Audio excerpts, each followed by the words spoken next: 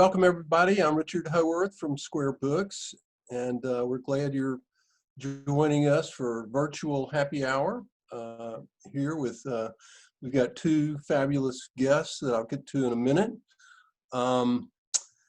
A mother-daughter team, two women. I'm crazy about both of them, but first, three quick announcements. John Currents has a new cookbook that's coming out Tuesday. It'll be out Tuesday. We've already got some signed copies. It's called Tail Grate.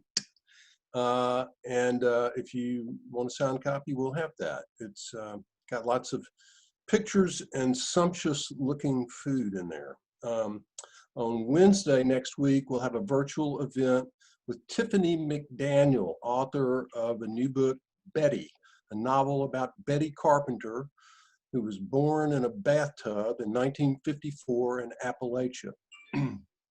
On Monday week, August 31st, we'll have another virtual event with Richard Grant, who's the author of Dispatches from Pluto. He has a new book. This one is about Natchez, Mississippi, and it's called The Deepest South of All. And he will be in conversation with none other than Natchez's own Greg Iles. But let's turn our attention to Alice and Caroline. Alice Randall is the author of several books, Pushkin and the Queen of Spades, Ada's Rules, The Wind Done Gone, and Rebel Yell. And she is now given us Black Bottom Saints. Picture of it here. It's just come out. A novel based on the rich African-American culture, the cultural life of Detroit over about a 30-year span, I think 1937 to 1967, narrated by a man at the center of this life, Ziggy Johnson. The novel is structured over the course of a year, and it's divided into 4 seasons and 52 chapters, each based on a historical figure, the saints of this era. At the end of each chapter, there's a recipe for a drink, for a libation, honoring that saint. Lisa Howarth and I already have a plan for this book. It's part of our COVID era recreational activity. We're going to read a chapter each week. We're going to make the drink whose recipe is at the end of that chapter, and enjoy this book. If you purchase Black Bottom Saints from Square Books, you will get one of these commemorative cards. They're playing cards that feature the various saints who are in the book, and on the back of the card, Alice has signed it.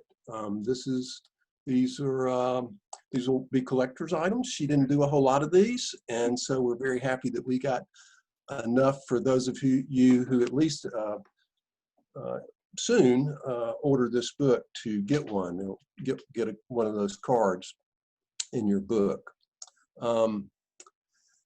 Alice is joined by her daughter, Caroline Randall Williams, who some of you will remember from her time around here, first with the Mississippi Teacher Corps in the Delta, then in Oxford in the MFA program. Caroline is, like her mother, if I'm not mistaken, correct me y'all, a graduate of Harvard University. Caroline is the author of a book, Lucy Negro Redux. Where's that subtitle? The Bard, a Book, and a Ballet. Most of y'all, many of y'all probably know that she recently wrote a piece for the New York Times entitled My Body is a Confederate Monument that traveled exponentially. I think millions of people have read that by now. So she's going to be in conversation with her mother, Alice. This will be our first mother-daughter event ever, perhaps. So I'm so happy to see both of you and so excited to have you here and to be able to listen to y'all talk about this. Thank you so much. Thank you, Richard. It's really wonderful. I have to say, you were advanced of yourself because actually we had a mother-daughter book signing at Square Books before with Beth Ann Finley interviewing us, but this may be the first time a daughter has interviewed her mother, but the Howards are even ahead of themselves. When no one knew we were cool, you thought we were.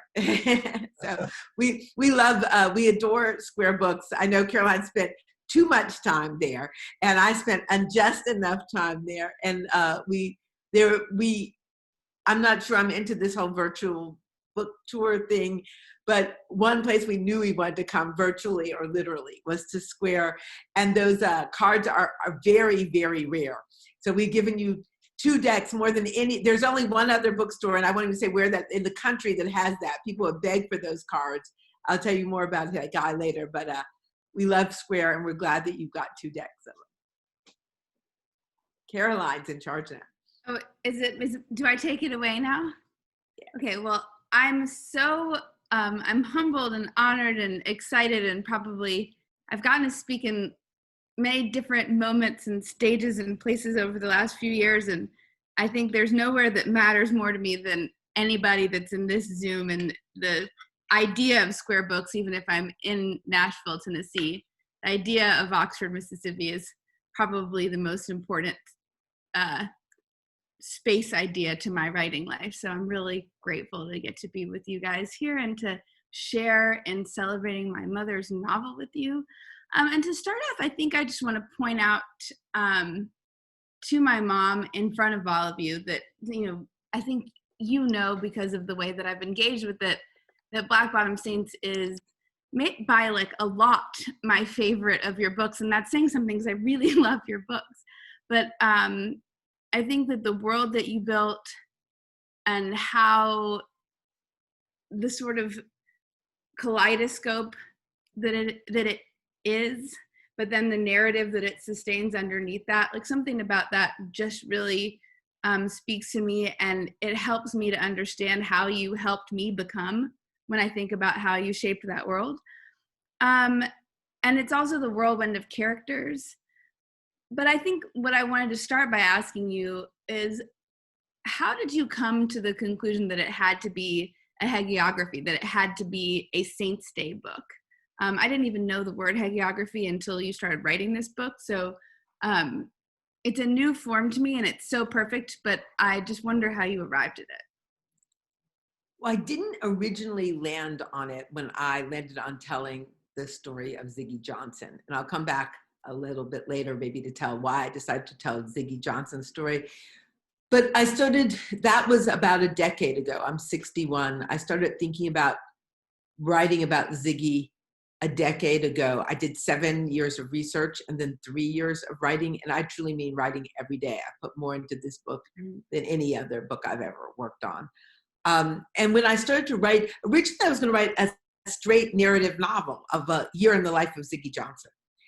But as I was beginning to write this 3 years ago, I realized that it was the beginning of the Trump administration. It was time in America. And I thought that America was calling out for a book of virtues, of secular virtues, of virtue about the story of what is redefining virtue. And it landed, and part of it felt like it was, people talk about, they get these things from the gods. This time I thought, Ziggy told me one day that he wanted a Saints' Day book, because I was born in Detroit. I say up south in Detroit, Alabama. Ziggy was born in Chicago. It was Chicago, Mississippi. His mama was from Natchez, Mississippi, and she belonged to the oldest Black Catholic congregation in Mississippi. And so Ziggy grew up with Saints' Day books. So it seemed actually very real that he would create a Saints' Day book, but full of his secular saints. Some of them would be drug dealers. Some of them are ministers, lawyers. Lots of them are musicians, artists, boxers, many different, 61 saints in this book and 53 cocktail recipes, I think. I'm not good with numbers. But so Ziggy came to me. It was a book of virtues, a hagiography. And also when I was born in 59, when I was little, we heard a lot about Profiles in Courage. But those virtuous people don't look a lot like me. I love Spoon River Anthology. One of your colleagues, one of your peers, Nate Marshall, pointed out, ultimately, you influenced me, Caroline. You were doing a lot of work with Shakespeare at the time. You took a course in Shakespeare and Chaucer while you were at Ole Miss. And actually, I was very much inspired by Chaucer, the Canterbury Tales, when creating Ziggy's world, because that was a lost world of every man that we all are asked to see ourselves in it. In my Black Camelot, Chaucer style, I'm inviting everybody to find themselves in these tales. I love the addition of knowing about the Chaucer part, and it helps me love Chaucer more. That was a good class. It helped me, it started me on my path, and you have completed that journey for me. So when you talk about this book of virtues, and then you tell us it's a book of virtues, and then you introduce us to this world of, yes, preachers and children and educators, but also this world of just like straight up gangsters to some degree, and women of certain questionable lifestyle choices, not on the obvious right side of like the moral continuum. But I think that what reading the book invites is the consideration of a new kind of moral system. And I was wondering if you could talk a little bit more about like the work of creating that kind of new moral system, that kind of universe, like both from Ziggy's perspective, which I won't add too much into the question and talk to us about choosing Ziggy, but from Ziggy's perspective, from your perspective, this question of creating a new moral system for the reader to invite America to consider. I think I wanted to invite people to look past small, petty crimes into large virtues. I also wanted to have people look past petty crimes to greater insights. Scatterbrain Stevens is one of the most important, is an important character for this. Scatterbrain is one of my actually favorites. Scatterbrain the fictional Scatterbrain is based on the real Scatterbrain. That was his nickname. He had a barbecue sauce red Cadillac car. He was one of the first people in America to have a phone in his car. He was also the heroin dealer on whom Superfly was built. But he was so much more than a heroin dealer. And when you read his story, and the state allows him to be shot down outside of his barbecue joint by a rival white gang of Cosa Nostra people, sanctioned by the state, he didn't deserve a death sentence. But what he was, independent of that, that's not the story Ziggy tells or I tell about him. I talk about the fact that Scatterbrain is the person, he has a Byzantine brain. He actually was incredibly smart. His ambition was to have a barbecue restaurant. His expressive art is putting sassafras and sorghum in his barbecue sauce, trying to call back to Alabama and all kinds of things. But he also is a person that realizes that when the Pope drives out of the Vatican, when the Vatican is a state for the first time, into Italy, so from one country to another, he is driving in a car built in Detroit City by literal Black people, by a specific car. Scatterbrain puts all of that together. And he is able to help through the way that he can look at strategy, help Black labor people flex on the unions. More than I can tell you right now, but Scatterbrain was more than a heroin dealer. He's more than the story we see in Superfly. He's keenly observant, and he teaches us the the virtue of seeing in detail and shouting out to those Black men, oh Black men. He made you think when you're walking through the streets of Detroit, you could be looking down at a broken down Black man, and that's the man who built the Pope Mobile. I love that. And when you want to say that Black Lives Matter, you've got to call it all Black Lives Matter. It's not just our teachers and our preachers that matter. And sometimes it's even our heroin dealers, even though they should do better than deal heroin. Well, I think it's also a question of, representation too, right? Like being able to identify the places where that we existed before and where our story just wasn't told in those spaces. And to me, when I hear that story of Pope, and of thinking about the black hands that made the car that carried the Pope through the Vatican, you think, oh, so we were there too, right? I mean, and I think that thinking about that as an American story, as a Black story, and representation in unexpected places, and just refinding the places that we belong in history that are moments of joy and celebration is one of the most precious parts of this book to me too. And that's interesting because it's not Ford's factory. It's not a Ford car.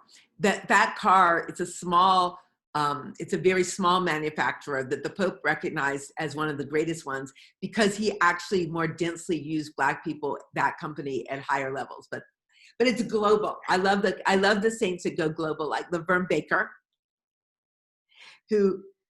Oh, do you want to? Please talk about Laverne now. I'm delighted for you to. I was going to ask you to talk about John White for a second, but I'm totally cool with talking about. I'm excited to talk about Laverne. She's on my list of people to ask you about already. So. Well, I always want to talk about John White. So my daughter has better ideas than I do. John White owns the Gotham Hotel. That's where Ziggy lived. One of the things that's interesting about the Gotham Hotel is it was Langston Hughes had written an important article saying it was the #1 Black hotel in the world. Everyone important, Thurgood Marshall went through Jimmy Baldwin went through the Gotham Hotel. Ziggy lived in the Gotham Hotel. One of the things about living in the Gotham Hotel is because it was the centerpiece of Black Detroit, a Black Camelot, a Black Bottom. No one knew who was coming up or down to Ziggy's room because anybody could be in a lobby of the Gotham Hotel. It's very hard during that whole 20 years that Ziggy lived in the Gotham Hotel to know he had no set partner. You can't know. Ziggy could do a lot of things in the Gotham Hotel. It literally gets raided in the early 60s and shut down in the largest gambling raid in Michigan history. And literally within a year or two of that, John White is dead. It kills him. And it is literally knocked down by literally a mafia contract. The guy was called Barney Rubble, that was his nickname, that had the contract. And the wrecking ball, he gets paid to destroy this monument to Black excellence and this Black community center. But as I say, the Gotham Hotel rises in this book again. But John White, the numbers racket that he was running was not violent. It wasn't like a drug racket. It wasn't prostitution. It was a nonviolent enterprise that essentially is the Michigan State Lottery now. Philanthropist. He was sending money to the civil rights movement all through the South. He was sending kids to college, and his numbers runners who are picking up weekly and daily bets are often the first person who realizes someone has had a stroke. They are the people that are realizing someone could not afford their insulin. He was also a community center, but he was a philanthropist. He was supporting Black painters and artists, including Artist Lane is one of the saints. She will be selected by the Obamas and have one of her sculptures put into the Capitol. But way before that, in the late 50s, early 60s, John White is commissioning her to do an entire set of portraits of important Black people of that community, oil paintings of that community. And John White was having a national shutterbug club, a photography club that will include Sammy Davis. He's hanging Black art. He's serving barbecue, but he's also serving pheasant under grass. And he is entertaining Robert Hayden, who will become the first Black poet laureate of the United States. So I think that's why John White, to me, when I think about, I'd put him under when I asked you this question about the new moral system. And I love what you said about looking beyond petty crimes to deep virtues. It speaks to this question of where does the money to do good come from, right? And so it's the question of, he's maybe doing this numbers running, which isn't strictly above board, but the money he's generating, he uses it to build this tower to Black excellence. He uses it to support the Black community. The people that work for him are bearing witness to Black life in like a wholesome and valuable way. And I think that, it's a welcome new aperture into the way that we consider this question because of the ways that, like, you know, white American money, or just plain old any American early money, like, how was that gotten and by whom, and, you know, under what conditions, and whether or not that's a crime is really just a matter of perspective in some ways. And so I think allowing some of that room for how we build and who builds and with what money is so refreshing to me. And it sort of brings me to my next question, actually, which is that this is a radical book in some ways. It's an unexpected book. I think that when people think about Black American history, when they are taught Black American history and they're taught to imagine, you know, the Black America of the 1950s and the 1960s, it's often a hard world. It's often filled with trying truths. But your book is deliberately joyful. And I wanted you to talk a little bit about how you fought for that to be true, why you fought for that to be true. Joy is radical is the main theme of this book. One of my favorite quotes from the book, if you can, is love is the strut and hate is the stumble. This book is all about strutting. I'm not, Bessie Smith in her song Nashville Women Blues said those Nashville women, their strut ain't no bluff. I am a Nashville novelist and I hope my strut is no bluff. I learned to strut in the Ziggy Johnson School of Dance. But love is the strut, hate is a stumble. I think joy is radical. And I think one of the things I learned, what I appreciate about Ziggy's approach and his aesthetic as I have drawn him, is he likes a 5 sense addressed to humanity and pleasure. He wants a taste of pleasure, the sound of it, the scent, the touch. He wants all of it. And he can get it in a cocktail. He learned that in the church, the 5 sense address. He then spends a lot of his time in the show bars getting it. And in this book, so this book looks at a lot of internal, personal, and private and public trauma. The other theme of this book is moving from trauma to transcendence. I can get to that in a moment. Moving from trauma to transcendence. So it's looking at a lot of hard things, but it's also looking at them from this perspective that joy is radical, that hard won happy is possible, and that the first position at which you should take to establish yourself is some kind of joy, and that arts have this ability to help both the artist and the audience redefine themselves, redeem themselves, and celebrate themselves. That the art is this essential position of the real activist, because in its art consumed and art created. And it's that art in a cocktail glass. It's a little girl making the necklace for herself out of candy wrappers in the Tanya Blanding chapter. It's not just Dinah Washington singing. It's art writ large, art writ small, every way and place that you create your own definition. So joy being radical is so important to me. I think it's a Ziggy truth. It's a black bottom truth. It's part of a blues truth. That's why I attached myself to, that Bessie Smith there. I love that. And I also, I am just going to put myself on blast and say, I wrote this down, those Nashville women, their strut ain't no bluff. That is going to be a new, that's going to be a new personal anthem for me, having been born in Nashville. There's another song of Bessie's that people forget about that Laverne Baker covered, is the Joe Louis strut. Joe Louis is one of the saints in the book. There's so many complicated, interesting things about Joe Louis. You think you know Joe Louis, but did you know that he was engaged to be married to an amazing Black woman playwright, Elsie Roxborough? Elsie Roxborough went first Black woman to go to the University of Michigan and live in the dorms because her father, a numbers king, sued the state of Michigan to let her go. While she's there, she competes with Arthur Miller, comes in 3 in a playwriting contest with him. Arthur Miller will say all of his life that she's the most brilliant woman he knew.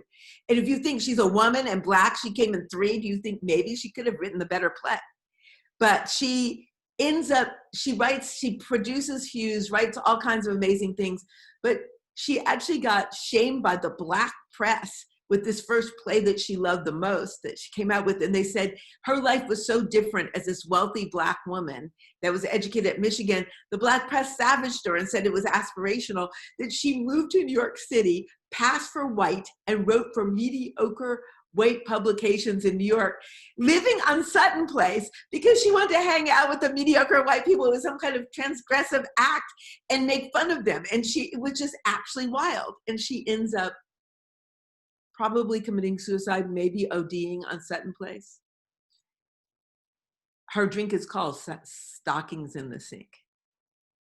I will let you read Ziggy's view of her, but one thing we point out is before she died, she lived, and she needs to be appreciated and judged by the life she lived before she chose to die. And part of why she chose to die was that this classism that her parents, her father didn't think Joe Louis was good enough for her. When Joe Louis is, an international sensation, they wanted more for Elsie than Joe Louis. Elsie loved Joe Louis, and they say that Langston Hughes had a picture of her on his desk to the day he died. And how do I know that? That's gossip from Caroline's grandmother, who knew Langston well. I used to type on Langston's typewriter. Her great-grandmother, her great-grandfather was Langston's literary executor. And Grandma said, Langston, who had a lot of complexities, the one woman who had ever turned his head was Elsie Roxburgh.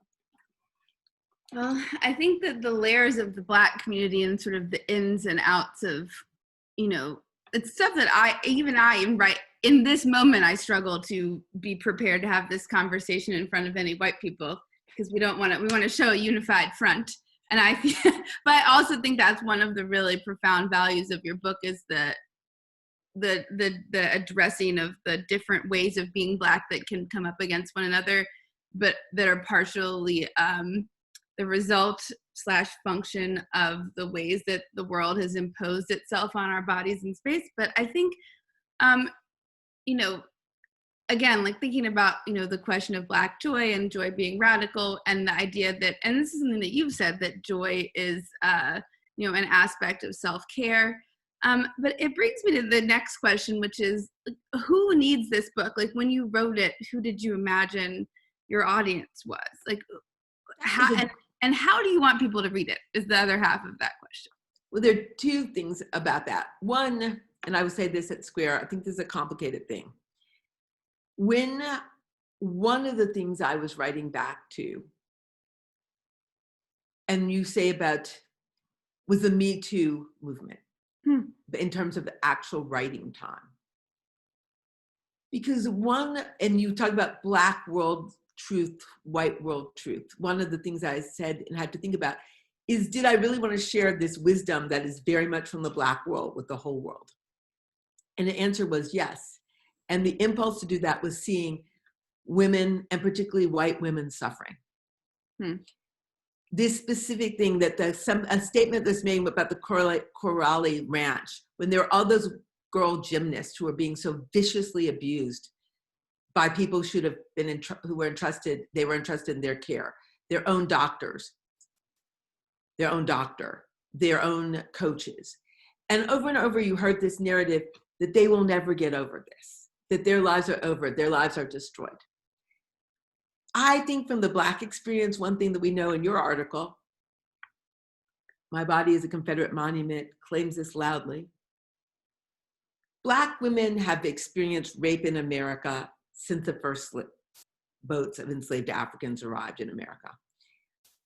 We cannot minimize nor mitigate that crime, but what occurred over time is that Black culture has a lot of wisdom of how to transcend trauma and specifically transcend those traumas. It doesn't mean it can always be done, but it means that we do actually know something about doing it. And I truly decided I was going to tell some in the house Black wisdom truth about how to get from trauma to transcendence, because I thought a lot of my white sisters really needed to hear that, because we have a lot of wisdom about getting past kitchen rape.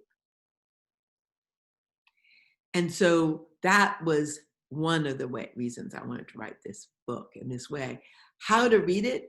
It's a wild book in that you can start at the beginning and get to the end. But the book encourages you to be wild and original. You can go to the chapter you think you need most, which you can take a test on our Black Bottom Saints, Black Bottom Saints will help you find the saint you need. You can talk to me or someone who's read the book. You can jump in at a saint you think you know or interested in and you want to go deeper. It's not meant to necessarily be read in a linear fashion. We all meet each other at different stages in our lives. You can meet, there is a narrative that goes through Mari, but you can read Mari, you can meet Mari when she's 6, or meet Mari when she's 16, or meet Mari when she's 60, depending on when you start.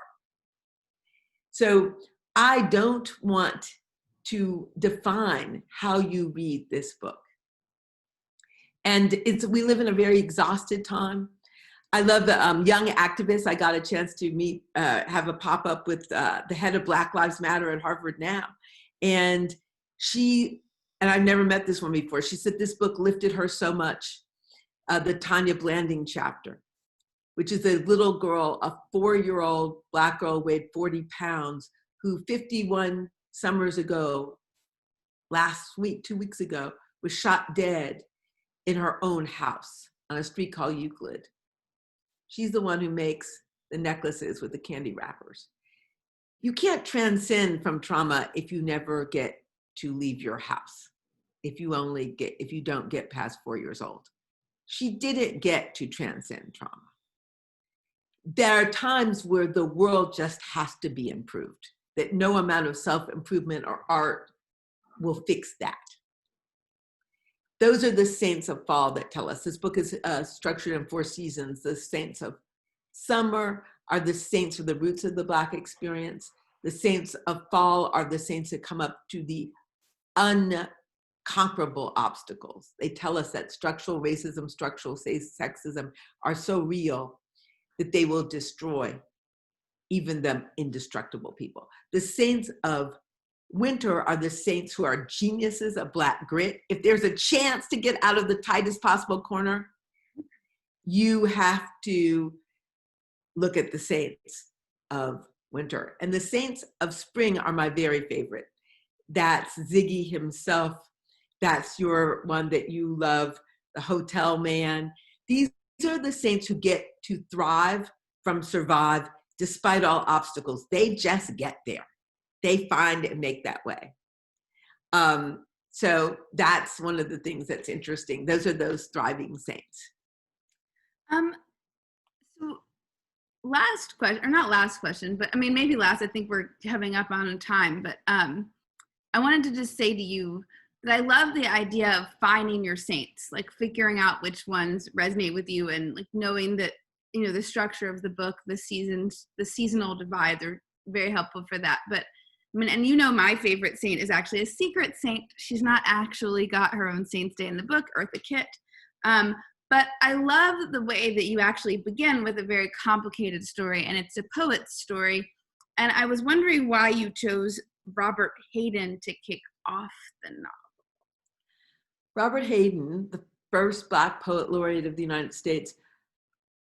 There were several layers to why I picked Robert Hayden. 1, he's a master of his craft, and that's one of his virtues. Right. 2, he is a person who looks past his own resentment and anger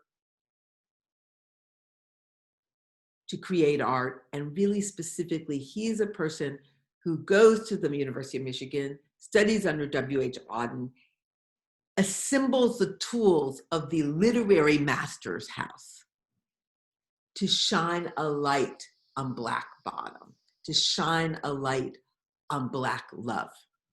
Winter Sundays, these amazing poems, Hearts in the Dust. All Stars of Africa. Yes, I know All the Stars of Africa. And that's the name of his drink. So when he talks about, Ziggy talks about love's austere rituals. he's speaking in conversation with Robert Hayden. And Robert Hayden is literally born in Black Bottom. Most people don't know his mother was a showgirl. The next door neighbor who informally adopts him is sort of a bougie Black respectability politics woman. But Robert Hayden was born Black to the bone in Black Bottom. And I also love the way he and Ziggy both have a lot of sexual and gender ambiguities and layers. And so that was fun too. I like that. I think that the spirit of establishing, one, I love what you said about using the tools of the academy, not to dismantle the academy, but to turn the way that the light shifts, to say, I'm going to use these gifts to tell a different story, and I'm going to tell it as well, but about something else. And then I also like establishing that like wonderful ambiguity of codes that are any code, but the one that we live and thrive in Black Bottom, whether they be codes about race or sexuality, all of those things. Wait, hold on, Mom. I think we've got to open it. We've only got 8 minutes left, so I think we've got to open it up to questions. Absolutely. Yes, hello. Hi, I'm Sammy. I'm going to do a little Q&A real quick. Here's a question from Ann and Cliff, who want you to know that they love y'all. We love them too. We love you back. Good. Off topic, but Alice, you fit Aretha Franklin into a #1 country song. So cool. Any more hits lurking? Oh, what a good question. Not at the, Caroline's writing the hits in the family right now. She's been writing some great songs, literally. And we are working on, we're hoping to have a TV show from Black Bottom Saints, and there's been some interest. So we are, I'm not writing any songs down, but I'm curating amazing playlists. We have, if you look on Spotify, if you go to either of the websites, it will get you to, we have playlists with about 150 songs. We have worked hard on these playlists. They end at 1967 and 68. We've got wild songs about don't hit me anymore, these anti-abuse songs. One of the drinks, the Della Reese drink is called The Last Lick. It has a red wine wash over brown liquor. It looks like a bruise on Black skin. Della Reese actually stood up to her abuser and put that past her. And it's in honor of every woman who puts an end of abuse in her own life, and every woman who stands up with a woman to help her end it for herself if she can't. I will pause and say before we do whatever the next question is, Mom did have 2 Grammy Award-winning producer-songwriters did write an original song for the book that hopefully is going to be available soon. We will let y'all know as soon as that's out in the world. Claude Kelly and Chuck Harmony, who have a band called Lewis York. So it's quite cool. So we did launch that. You can hear it on the Black Bottom Saints Facebook page in the live debut of the song was on there. I have the only novel I know of that has its own theme song, and not only a theme song by Grammy-winning artists. So, which is pretty cool. So I brag on her. But do we have any other questions? That is the coolest thing ever. First of all, second of all, I hope that this gets made into a TV show, because that would be amazing, and it would win all the awards. So this next question is from Latoya. My daughter's grandmother was born in Black Bottom. I'm buying this book. Yay! What are your thoughts of Detroit of today? Have you been back to your birth state? Yes, now Caroline has gone and given a poetry reading there more recently than me at Jack White's place. The Detroit I was born to basically got half burned down in the Detroit Rebellion. That was called a riot. And then it's not this, my world there has disappeared. But I have gone back to Detroit. And my family there are almost all dead. I was my father's by far youngest child. So I have a half sister that I adore who is in Detroit now, retired lawyer, but I don't have much family there. But I visit in memory all the time. But the Detroit, it really was like Camelot or Pompeii. It is gone. The Detroit I know vanished. But the whole world, and the slogan for the city of Detroit and for the book is, we shall rise from the ashes. We are all in ashes right now in this COVID world. We all have to rise. So the stories of old Detroit and the way they tell us about rising, I think are touching now. Okay. What are you drinking, Alice? Okay, this is a secret cocktail. And I have one other thing I have to tell you. The secret cocktail is a Colored Girl. And it is it is a peach ginger tea shaken with Hennessy or Gentleman Jack and ice cubes made out of the peach ginger tea too. And the rim is powdered ginger, pepper, and a little raw sugar. It is absolutely divine. And it's called the Colored Girl. And it is a metaphor for the Colored Girl, CG being the every woman, the every person. It invites us all in. So this is a Colored Girl to everybody, to everyone getting their inner Colored Girl on. And I'm having Prosecco, in case they were wondering. They were. It's my birthday weekend, so. Happy early birthday, Caroline. Where can we find the Spotify collection of songs? Do we just look up your name?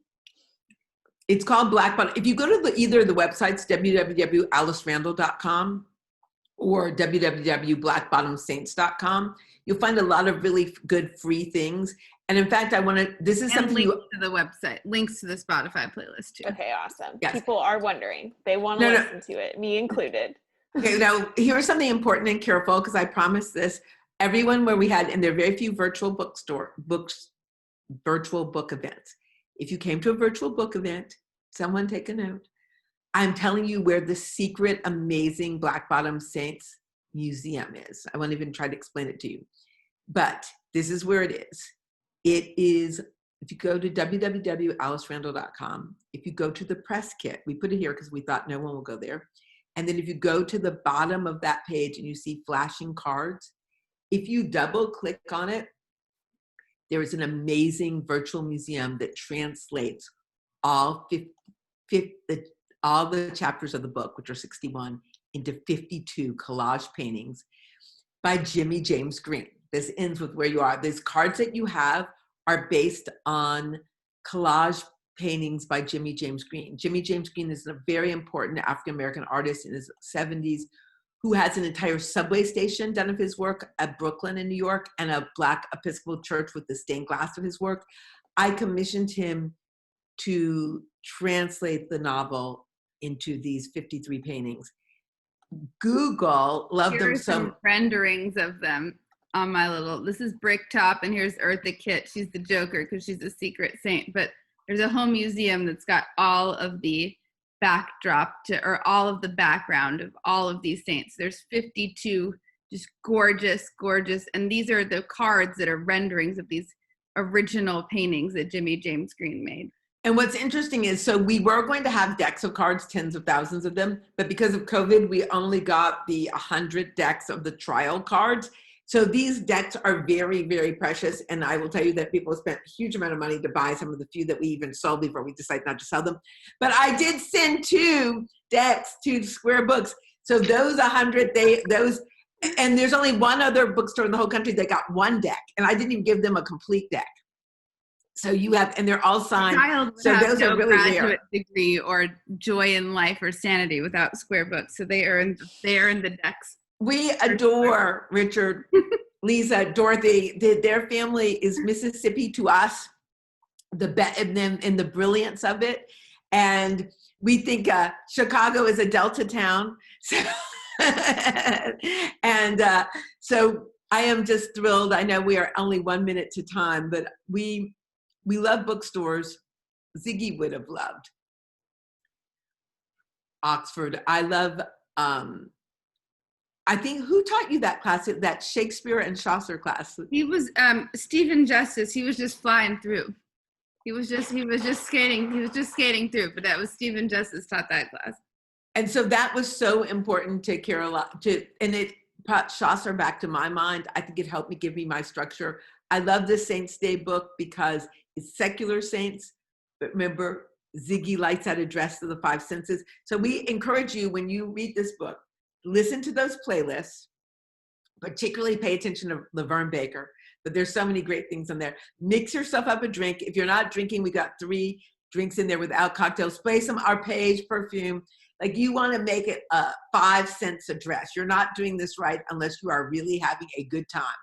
And then you're going to think about some deep things. You're going to fall in love with Night Train Lane, because he always thought about the mama who took him out of the trash, not the one who put him in. It turns out Night Train, mama was a prostitute, daddy was a pimp. Somebody wraps him in the newspaper, it puts him out with the trash. A non-entity woman, until she does this miracle, Ella Lane picks him up out of the trash, raises him as her own. And he walks onto the LA Rams with that Mammy-made scrapbook. That's how he described it. Talks his way onto the team, and he set up records that first year that exist to this day, when there are 20% more games and 30% more passing. Because he always focused on the mama who lifted him up, not the mama who put him down. Poor Robert Hayden did the exact opposite thing. Hope you meet some of the saints and find some that you love. The book will be worth it to me if you find 3. And then anyone out there in public schools, we've got great free, what are those called? Lesson plans. Honoring Caroline's time in the Delta. We've commissioned 2 sets of people from Harvard and Vanderbilt Ed School. They have created great lesson plans that are for free and available. Free chapter of the book on Black Bottom Saints website, and to go with the lesson plans. So with this virtual education time out there, we have on that contact page, it says how to email me. You get these amazing, they even have the PowerPoints the teachers can use. We have complete, stunning lesson plans that go for middle school and high school based on the appropriate saints. All these saints are not appropriate for, some of them are very adult, but we have picked out the saints that are in honor of all those days when Caroline was having to teach down in Mohead, Mississippi, and get those first grade, and she was appreciative of anybody who helped her with the lesson plan. Nice. We're sending some out. Love you guys, love books. Square has been with me every step of the way, and Caroline and I had 2 books. It makes my heart, we had BB, she had a beautiful signing down at Square by herself there. She had a signing, we had one together for Soul Food Love. I truly treasure the whole Worth family, all of them. I treasure Beth Ann, I treasure Derek, the people, Igbo, who held Caroline high. And she fell in love with Mississippi. Edmund, we had another Pettis, that governor of Mississippi twice. She talks about Edmund Pettis being her great-grandfather. She got a great-granduncle. Black Bottom Saints. She's got a great, but she has relatives from Mississippi too, but we won't talk about that. But sticking with our part of Mississippi, we have, as I said, Ziggy's mama was from Natchez, and he called her all of his life. He called her the Natchez Belle. So there we are. We're only 4 minutes over time. Thank you so much. Okay, everyone, to close up real quick, I did drop the link to the museum in the chat, so I hope you found it, because now we're out of time. Thank you so much, Alice and Caroline. This has been a joy. It has been so wonderful. It's been a journey. I'm supposed to tell Dorothy Ho or check your email after this event for a surprise. Sammy, thank you so much for being an amazing hostess. Lynn, who was somewhere on here, thank you for calling out, inviting us early on. We really love Square. We we're literally only chosen, this is the only bookstore virtual event we decided to do, because we held out for Big Black Museum, but we could not do something with Square, and we're thrilled. All right, thank y'all so much. If you missed any part of this, it's going to be on our YouTube channel. You should rewatch, because this was amazing. You have to edit out the end. I think Caroline. No, leave it in. Okay. Y'all have a wonderful